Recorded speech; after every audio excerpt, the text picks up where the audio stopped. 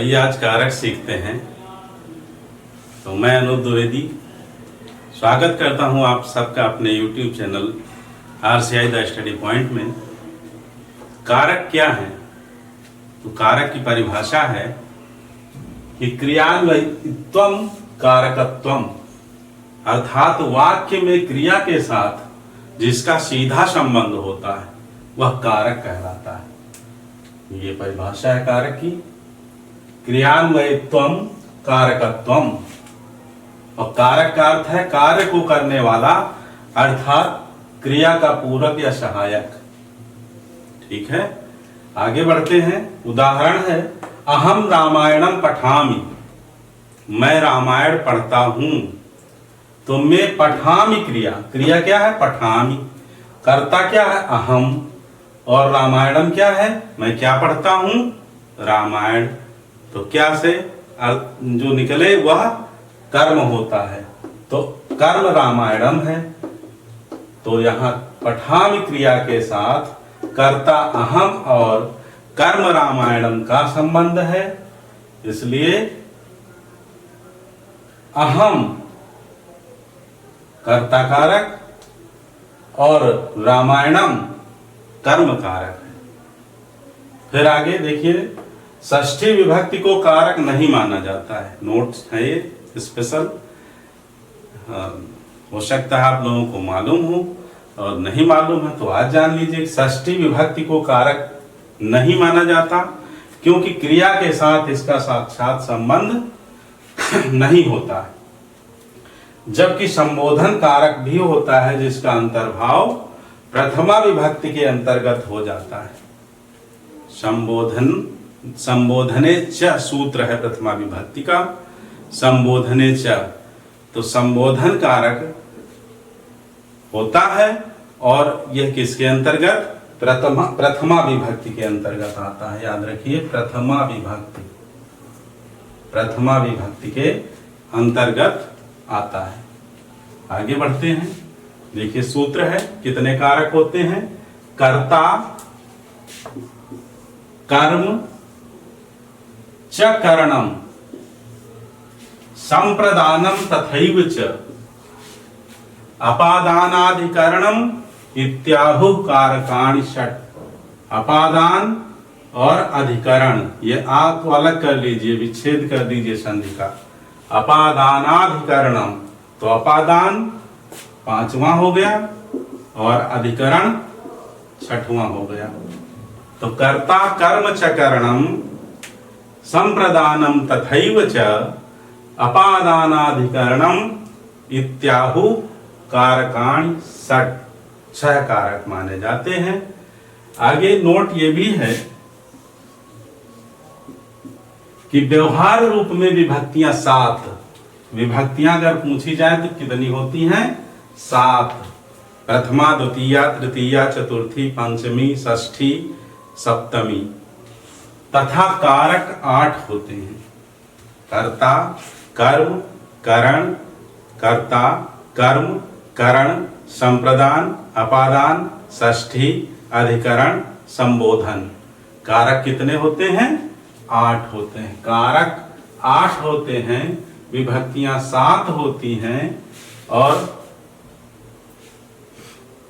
6 कारक जो है वह संस्कृत में माने जाते हैं, षष्ठी को नहीं गिना जाता है। ठीक है, व्यवहार में कितने माने जाते हैं? कारक 8। अब आगे देखिए, विभक्ति है प्रथमा, द्वितीया, तृतीया, चतुर्थी, पंचमी, षष्ठी, सप्तमी, फिर प्रथमा। प्रथमा में संबोधने च सूत्र है प्रथमा विभक्ति का। तो प्रथमा विभक्ति कर्ता, अब इसका कारक क्या है? कर्ता। कर्ता और इसका चिन्ह क्या है? ने, जैसे राम ने। कर्म, और कर्म का चिन्ह द्वितीया विभक्ति में कर्म का चिन्ह क्या है? को, रावण को बाण से मारा। ठीक है, तो राम क्या है? कर्ता। रावण क्या है? कर्म। रावण को बाण क्या है? करण से या के द्वारा बाण से मारा। समझ में आ गया होगा। फिर चतुर्थी विभक्ति में संप्रदान कारक होता है के लिए, जैसे सा विप्राय गाम ददाती, गाय किसके लिए? विप्र के लिए, वह ब्राह्मण को गाय देता है, संप्रदान, ठीक है, के लिए के अर्थ में आता है। कर्मणा यमभिप्रायति ससंप्रदानम इसका सूत्र है।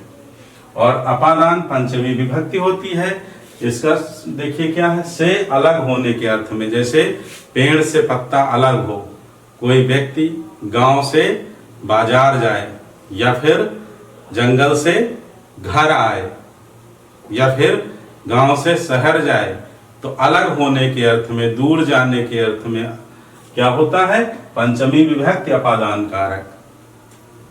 ध्रुवम पाए अपादानम, सूत्र क्या है इसका, ध्रुवम पाए अपादानम, अपादान कारक का सूत्र है।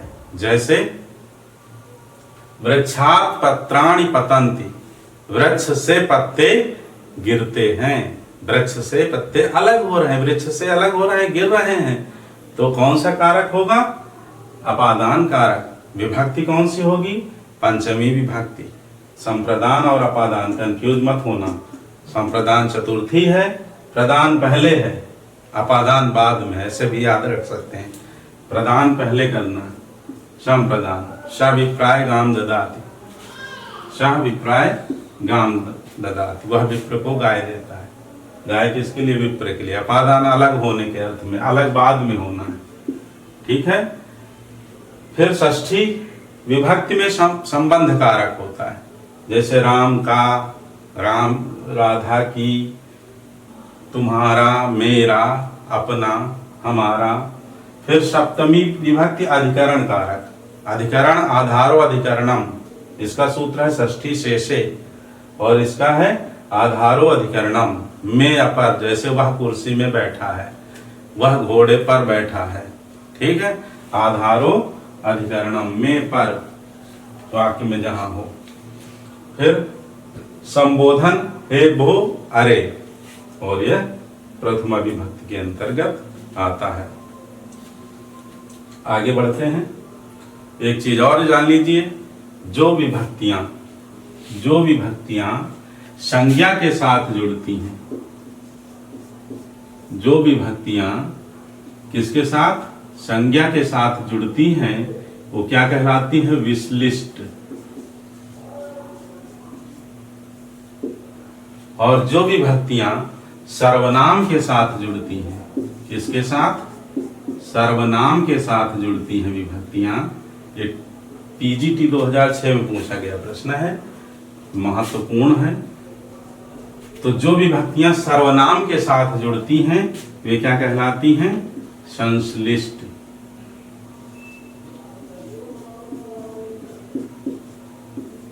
यहां लिखे दे रहे हैं,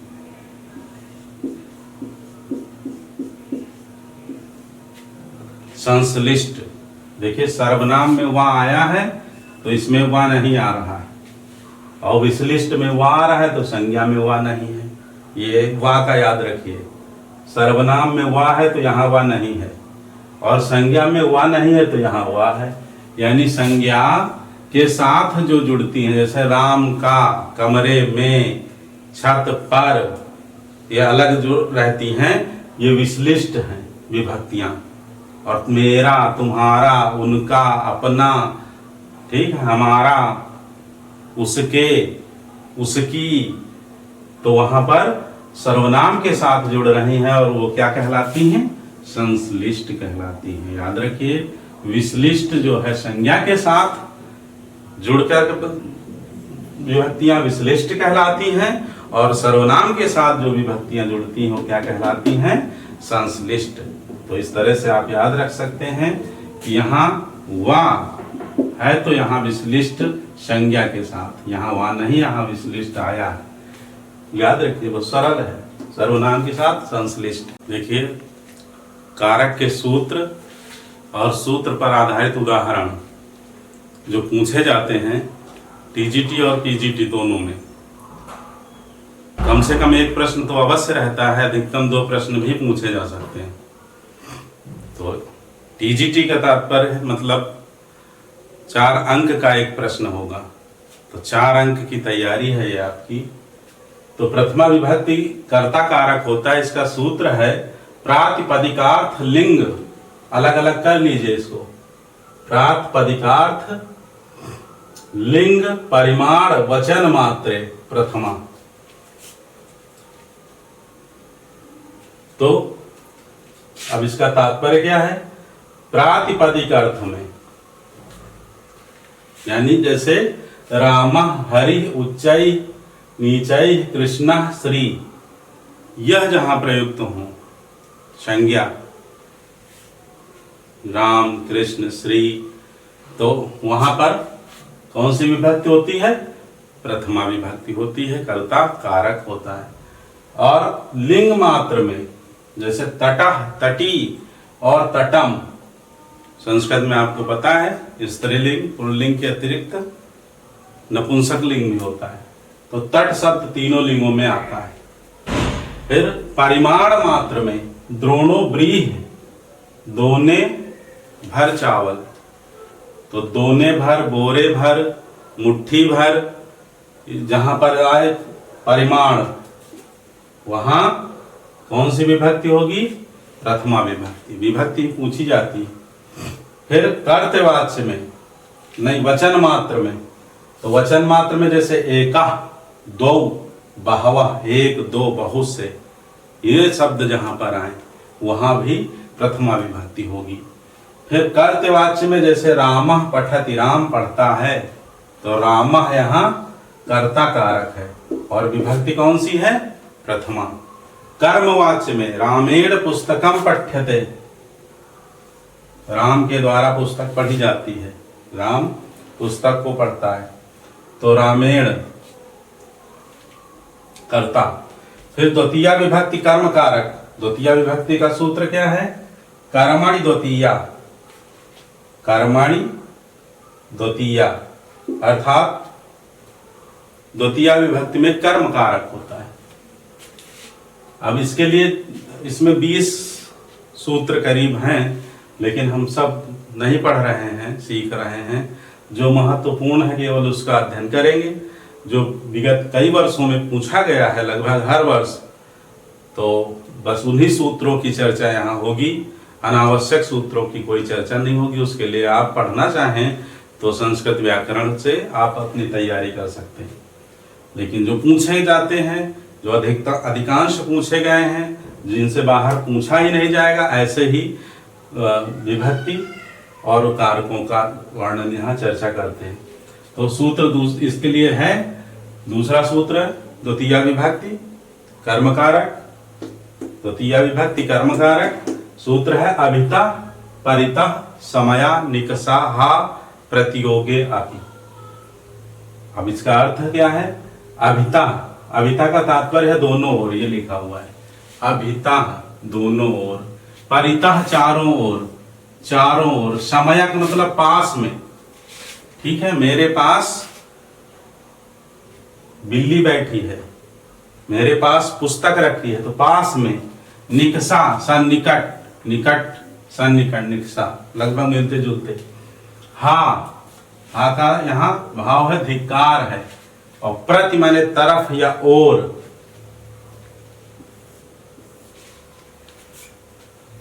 के योग में द्वितीया विभक्ति होती है, बहुत महत्वपूर्ण है। याद करने का तरीका क्या है? अभिता, अभिता का तात्पर्य दोनों ओर, दोनों ओर द्वितीया विभक्ति। परितः चारों ओर, तो चारों ओर तो चतुर्थी विभक्ति नहीं कहेंगे, माने चारों ओर का तात्पर्य हमारे निकट, यानी हमको छोड़ करके दूसरा कोई है, यानी द्वितीया विभक्ति। ठीक, समया पास में, तो हम एक पहले तो हम हो गए, पास में दूसरा कोई है, यानी द्वितीया विभक्ति। तो इस तरह से आप अपने दिमाग में जो है इसे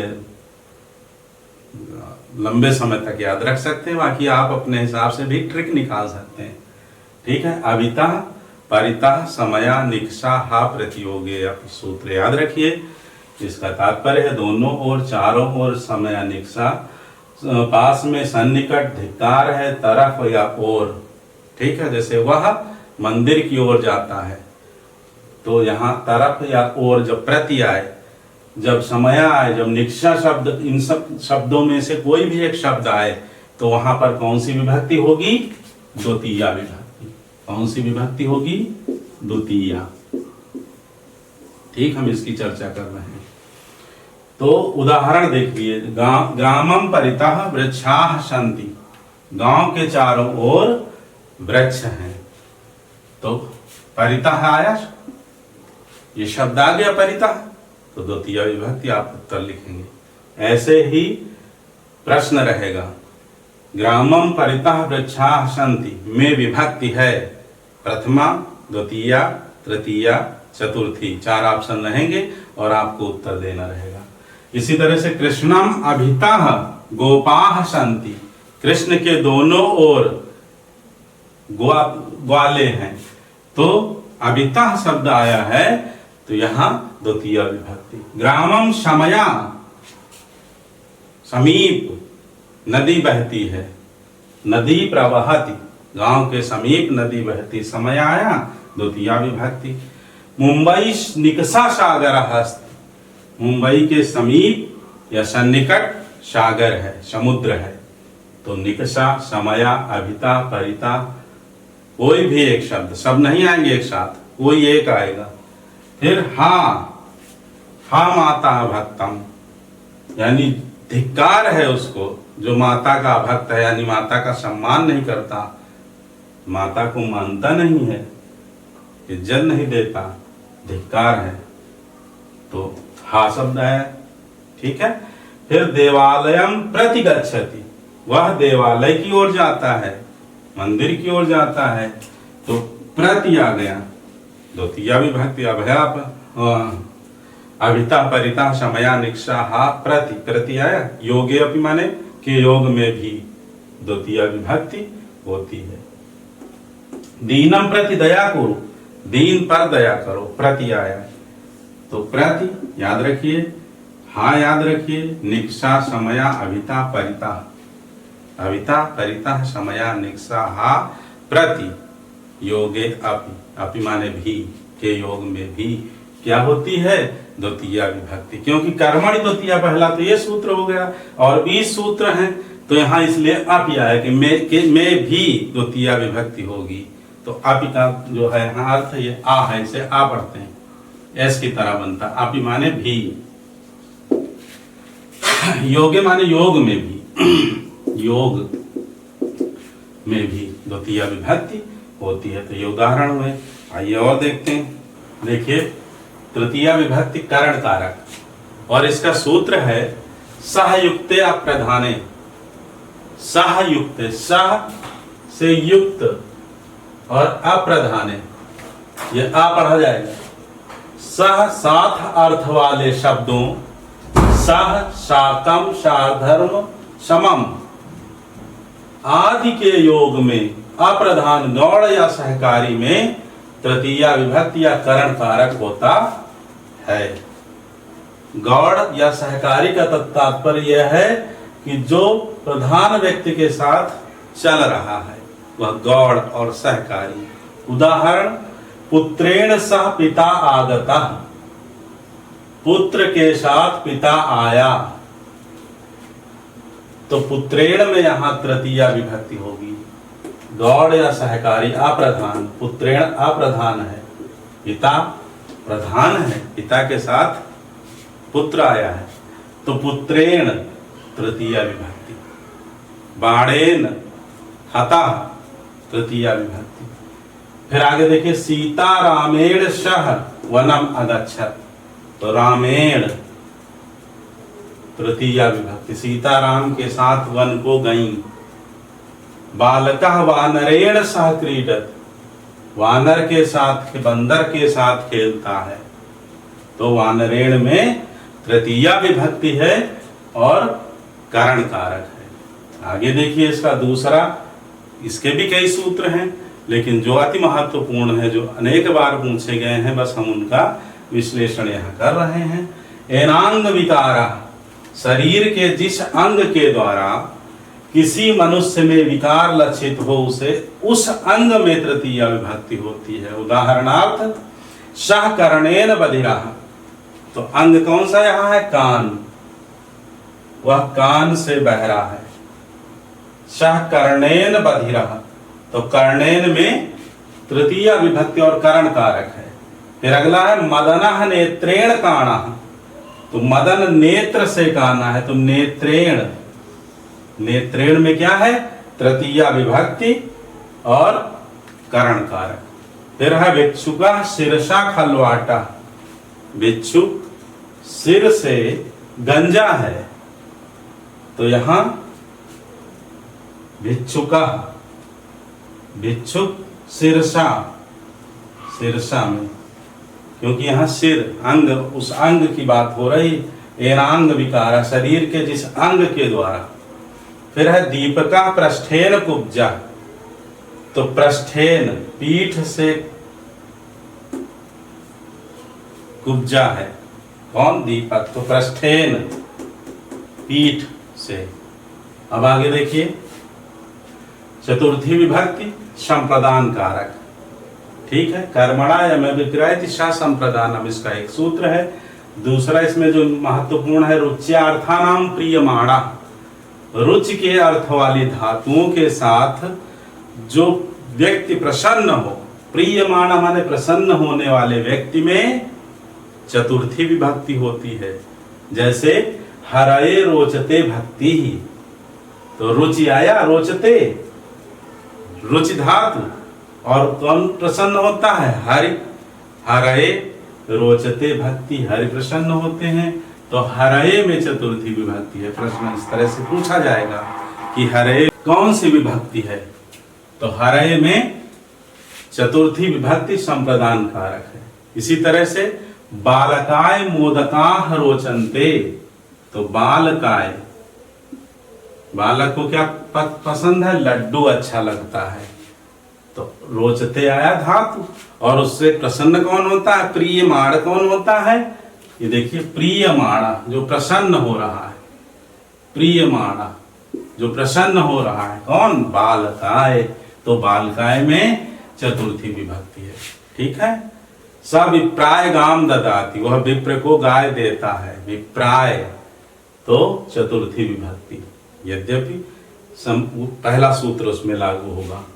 अब दूसरा इसका जो महत्वपूर्ण है सूत्र, नमः स्वस्ति, नमः स्वस्ति, स्वाहा स्वधा अलम वषट योगाच्च।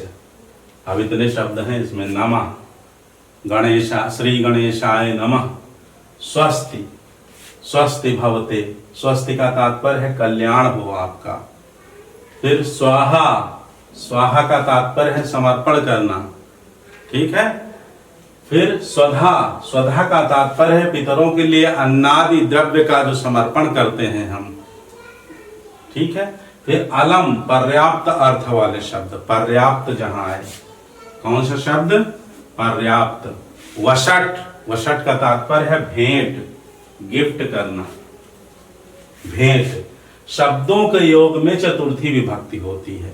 उदाहरण देखिए और अच्छे से समझ में आएगा। और इसके लिए ट्रिक क्या है, चतुर्थी विभक्ति के लिए नमः से शुरुआत इसकी है। देखिए नमः, और श्री गणेशाय नमः लिखते हैं, कार्ड छपवाते हैं विवाह आदि मंगल कार्यों के लिए, तो सबसे ऊपर लिखवाते हैं श्री गणेशाय नमः। अब गणेश जी एक दंत दयावंत चार भुजाधारी, कितने भुजाओं वाले, चार भुजाधारी, तो चार से आप चतुर्थी विभक्ति याद रख सकते हैं। चतुर्थी विभक्ति संप्रदान कारक, यानी ये सूत्र पहले आप याद कर लीजिए, नमः स्वस्ति, नमः स्वस्ति, स्वाहा स्वधा अलम वषट योगाच्च। ठीक, नमः स्वस्ति स्वाहा स्वधा अलम वषट योगाच्च। फिर नमः से जब सूत्र याद हो जाएगा तो फिर श्री गणेशाय नमः को मन में रखिए, हृदय में। और फिर गणेश हैं कितने भुजाधारी, चार भुजाधारी, तो गणेश जी की कृपा से आपकी नैया पार लग जाएगी। तो इस तरह से आप ट्रिक के साथ याद कर सकते हैं, बाकी आपकी मर्जी है, जैसे आप चाहें। अब देखिए श्री गणेशाय नमः, श्री गणेश जी को नमस्कार है, नमः आया, चतुर्थी विभक्ति गणेशाय में। स्वस्ति भवते, भवते में स्वस्ति शब्द आया, कौन सी विभक्ति होगी, चतुर्थी विभक्ति संप्रदान कारक, आपका कल्याण हो। अग्नये स्वाहा, अग्नये चतुर्थी विभक्ति, स्वाहा अग्नि को स्वाहा। पितृभ्यः, पितृभ्यः तो पितरों को स्वधा, स्वधा का अन्नाद जो तर्पण करते हैं, पिता को समर्पित करते हैं, पितरों को, पितरों को। इंद्राय वषट, इंद्र के लिए भेंट, इंद्राय इंद्र के लिए भेंट, वषट माने भेंट होता है, यहाँ अर्थ नहीं समझ लीजिए। इंद्राय वषट, वषट ही देख लीजिए और उसके साथ इंद्राय, इंद्र के लिए भेंट, ठीक। तो चतुर्थी विभक्ति वषट आ गया। अब अगला देख लीजिए, जिसमें अलम भी आया है। राक्षसेभ्यः रामः अलम, राक्षसों के लिए राम ही पर्याप्त हैं, अकेले राम जी ही पर्याप्त है राक्षसों। राक्षसेभ्यः, इसमें कौन सी विभक्ति है? चतुर्थी विभक्ति। और अलम यहाँ आया है शब्द, ठीक है, चतुर्थी विभक्ति संप्रदान कारक। तो ये शब्द जहां पर आ जाएं, नमः, स्वस्ति, स्वाहा, स्वधा, अलम, वषट, तो जिनके लिए प्रयोग किए जाएंगे उसमें, उस व्यक्ति में क्या होगी? चतुर्थी विभक्ति संप्रदान कारक। आगे बढ़ते हैं। अगला देखिए, पंचमी विभक्ति है अपादान कारक, और इस कारक का चिन्ह है से, अलग होने के अर्थ में, अलग होने के अर्थ में। ध्रुवम पाए अपादानम। तो उदाहरण है, वृक्षात् पत्राणि पतन्ति, वृक्ष से पत्ते गिरते हैं। ग्रामात् आयाति, गांव से आता है। धावतो अश्वात् पतति, दौड़ते हुए घोड़े से गिरता है। तो यहाँ धावतो अश्वात्, ग्रामात्, वृक्षात्, इन सब में पंचमी विभक्ति अपादान कारक है। आगे देखिए, षष्ठी विभक्ति संबंध कारक। जब एक वस्तु का दूसरी से संबंध प्रकट हो, वहां षष्ठी विभक्ति होती है। सूत्र है इसका षष्ठी शेषे, षष्ठी शेषे। अब उदाहरण है, राज्ञः पुरुषः, राज का पुरुष। देखिए इसका कारक चिन्ह काकी के, रा री रे, अभी आपने सीखा है। ऐसे ही दूसरा उदाहरण है, मृत्तिकायाः घटः, मिट्टी का घड़ा। तो मृत्तिकायाः संबंध बताया जा रहा है, घड़ा किसका? मिट्टी का। तो यहां मृत्तिकायाः में षष्ठी विभक्ति, ठीक, संबंध कारक। इसी तरह गंगायाः जलम, गंगा का जल। तो गंगायाः में षष्ठी विभक्ति और संबंध कारक है। इसी तरह रामस्य पुस्तकम, राम की पुस्तक। तो रामस्य में षष्ठी विभक्ति और संबंध कारक है। अब देखिए दूसरा इसका सूत्र है, षष्ठी चानादरे, अर्थात किसी का अनादर प्रकट करने के लिए, जैसे समूह में जिसका अनादर प्रकट किया जाए, तो उस समूह में, ठीक, षष्ठी विभक्ति होती। जैसे खगा नाम धूर्तः काका, तो समूह, खगों का समूह, पक्षियों का। धूर्तः काका, कौवा धूर्त होता है, तो खगा नाम में षष्ठी विभक्ति है। इसी तरह पशु नाम गर्दभा मूर्खा, पशुओं में गधा मूर्ख होता है, तो पशु नाम में भी षष्ठी विभक्ति संबंध कारक। आगे देखते हैं, सप्तमी विभक्ति अधिकरण कारक, और इसका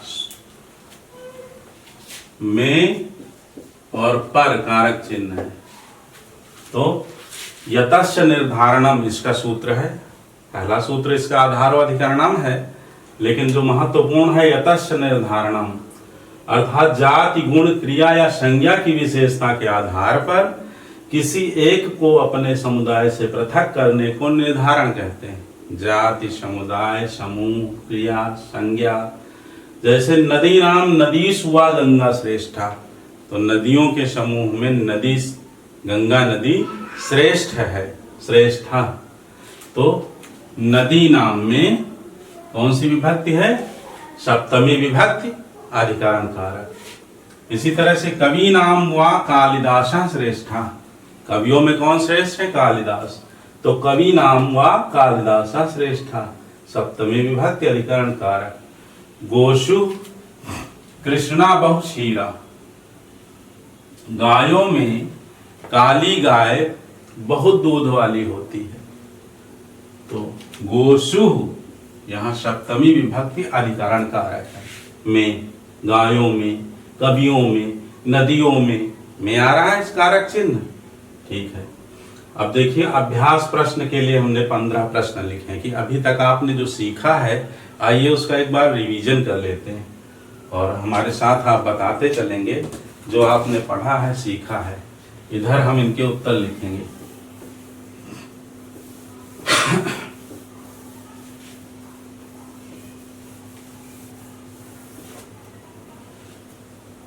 तो देखिए पहला है बालकाय स्वस्ति, बालकाय स्वस्ति। अब कौन सी विभक्ति है आपको बताना है, कौन सी विभक्ति है।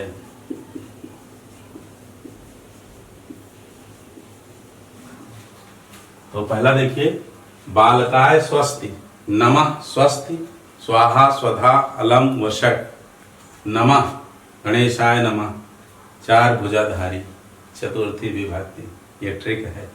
तो बालकाय में कौन सी विभक्ति है, चतुर्थी। पहले का उत्तर क्या होगा, चतुर्थी।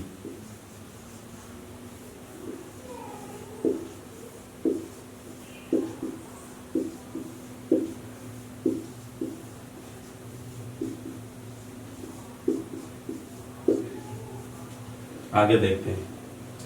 विद्यालयम निक्षा नदी अस्ति, अभितः परितः समया निक्षा हा प्रतियोगेय। अभितः चारों ओर, निकट, समीप कौन होता है, मेरे अलावा दूसरा। तो दूसरा में द्वितीया, दूसरे से क्या निकालेंगे, द्वितीया विभक्ति। ठीक है, तो विद्यालयम निक्षा, विद्यालयम में कौन सी विभक्ति है, द्वितीया। याद रहेगा, ये ट्रिक है। फिर विनोदा नेत्रेण काणा, सूत्र है एनांग विकारा। जैसे चारपाई है उसमें ऐसे एक पावा हटा दिया जाए तो कैसी रहेगी, बैठ पाएंगे आप, उबड़ खाबड़ हो जाएगी। कुर्सी का एक पावा हटा दिया जाए, पाया, तो क्या बचेगा, 3 पाए की कुर्सी बचेगी, बैठ पाएंगे नहीं। तो जहां विकार हो जाए, एनांग विकारा, मनुष्य के लिए भी, तो जिस शरीर के अंग में विकार होगा वहां तृतीया विभक्ति होगी। 4 पाए और कुर्सी से याद रखिए 3 बचेंगे शेष, 3 पाए, एक निकाल दिया जाए, 4 पाए से एक निकाल दिया 3 पाए, कुर्सी से एक पाया निकाल दिया जाए 3 पाए, तो फिर वह विकार हो गया, बैठ नहीं पाएंगे, लेट नहीं पाएंगे, सो नहीं पाएंगे, पढ़ नहीं पाएंगे, उसमें बैठ के कैसे अध्ययन करेंगे। तो एनांग विकारा याद रहेगा, तृतीया विभक्ति। ठीक है, करण कारक, नेत्रेण, नेत्रेण में क्या है, करण कारक, तृतीया विभक्ति, तृतीया विभक्ति। फिर है गुरवे नमः, नमः स्वस्ति स्वधा, स्वाहा स्वधा अलम वषट, गुरवे नमः, नमः आया, तो गुरवे में कौन सी है, गुरवे में बिल्कुल चतुर्थी। ठीक बता रहे हैं। अगला बताइए भाई, 5 नंबर छूट गया है, चलिए इसको 5 कर लेते हैं। इसे 6, 7, 8, 9, 10, 11, 12, इसे 13, इसे 14। बताइए अगला। कवि कालिदासा श्रेष्ठा, अभी आपने देखा है। यतस्य निर्धारणम, तो सप्तमी विभक्ति है। कौन सी विभक्ति है 5वें में, सप्तमी। फिर है राक्षसेभ्यो हरि अलम, नमः स्वस्ति स्वाहा स्वधा अलम वषट, पर्याप्त के अर्थ में अलम होता है। वषट भेंट के लिए, गिफ्ट के लिए, तो राक्षसों के लिए हरि पर्याप्त है। तो कौन सी विभक्ति होगी, चतुर्थी। बिल्कुल ठीक उत्तर। फिर है मृत्तिकाया घटा, मिट्टी का घड़ा, का बीच में आ रहा है, का की के रा री रे आए तो षष्ठी विभक्ति होती, षष्ठी से तो षष्ठी विभक्ति।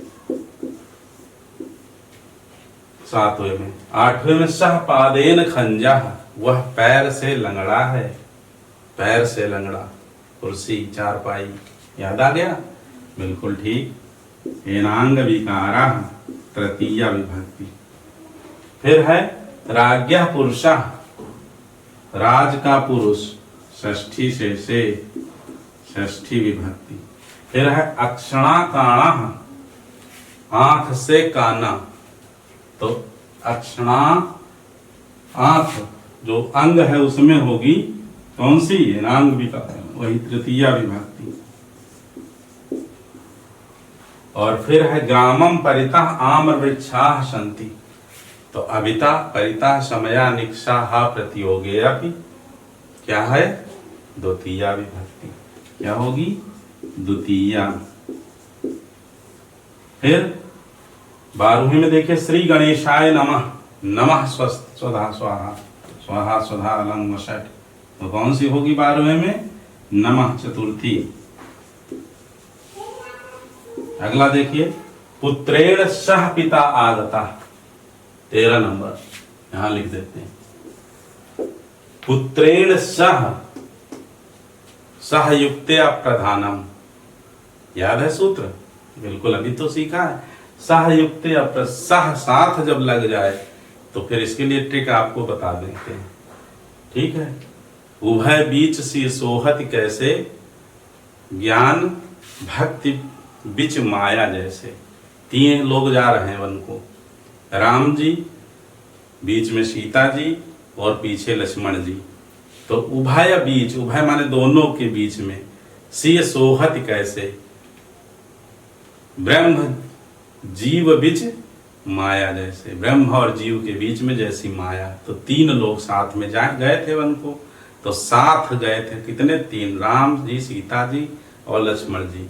ट्रिक तो समझ में आ गई होगी। 3, तो सहयुक्तया प्रधाना तृतीया विभक्ति, सहयुक्तया प्रधाना प्रधाने तृतीया विभक्ति। इसमें कौन सी 13वें में होगी?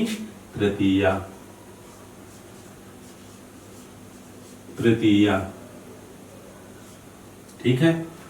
फिर वृक्षात् पत्राणि पतन्ति, वृक्ष से पत्ते गिरते हैं, तो ध्रुवम पाए अपादानम, पंचमी विभक्ति, याद है?